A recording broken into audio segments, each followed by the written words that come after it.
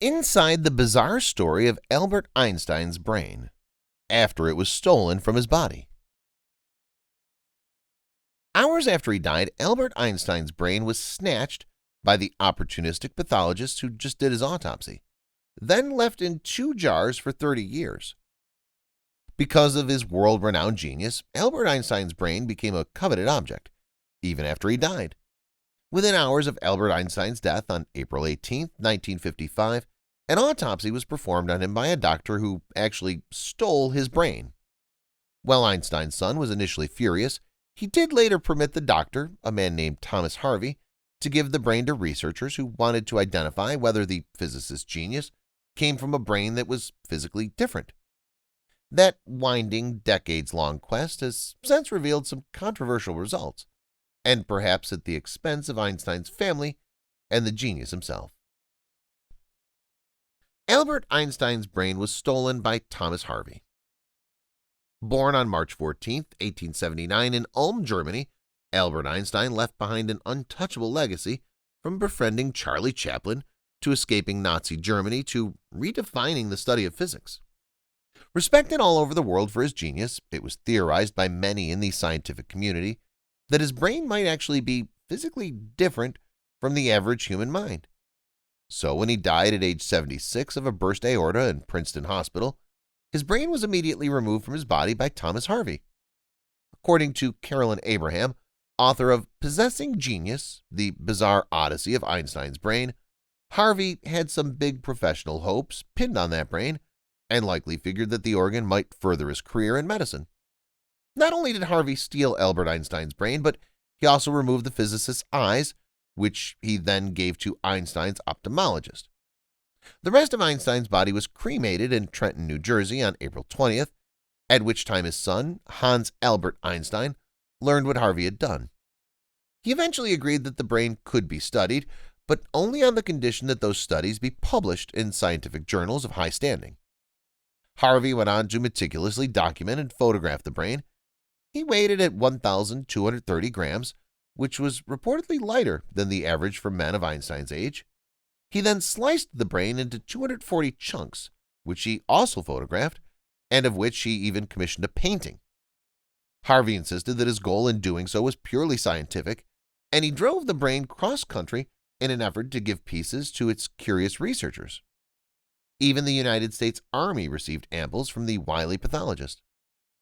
They felt that having it would put them on par with the Russians, said Abrahams, who were collecting their own brains at the time.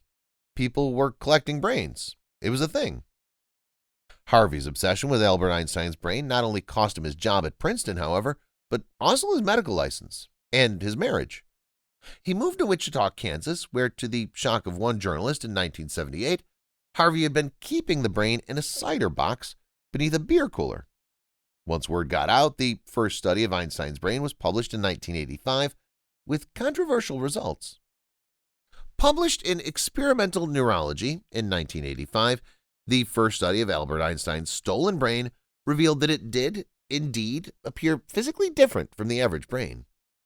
The genius reportedly had an above-average amount of glial cells, which keep the neurons in the brain oxygenated and therefore engaged.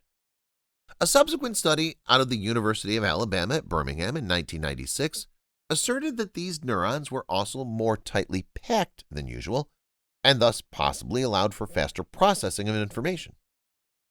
3 years later, a third study of Harvey's photos posited that Einstein's inferior parietal lobe was wider than average, which might have made him more of a visual thinker than most. And more recently, a 2012 study claimed that Einstein's brain featured an extra ridge in its midfrontal lobe, an area associated with plan-making and memory. But there are many who criticize these studies, like Pace University psychologist Terence Hines, who referred to them as a kind of neuromythology. As he emphatically asserted, you can't take just one brain of someone who's different from everyone else, and we pretty much all are, and say, aha, I found the thing that makes T. Hines a stamp collector. Hines isn't alone in his skepticism. As neurologist Dr. Frederick Lepore, who worked on the study in 2012, said himself, I don't know if Einstein was a genius because his parietal lobes were different. If you put my feet to the fire and say, where's special relativity? Where did general relativity come from? We have no idea. Ultimately, that debate over the specifics of Einstein's brain is unlikely to end anytime soon, despite the fact that most of it was returned to Princeton Hospital. Other slides of the notorious organ, however, were donated to medical institutions. Before his death in 2007, Thomas Harvey donated the remainder of Einstein's brain to the National Museum of Health and Medicine, with Philadelphia's Mutter Museum having samples of its own on display to this day. The world is filled with stories going viral every single day. But how many of these sites can you actually follow? We understand that your day should start with positive stories, stories that resonate with you. And so we started JoJo Stories. Our mission is to create meaningful stories that cover everything from animals to anthropology, history to environment and lifestyle. The kind of content you read on our site will be one you'll want to share with your family and friends. We hope you'll join our growing family and be part of our community. Welcome to JoJo Stories. JoJoStories.com.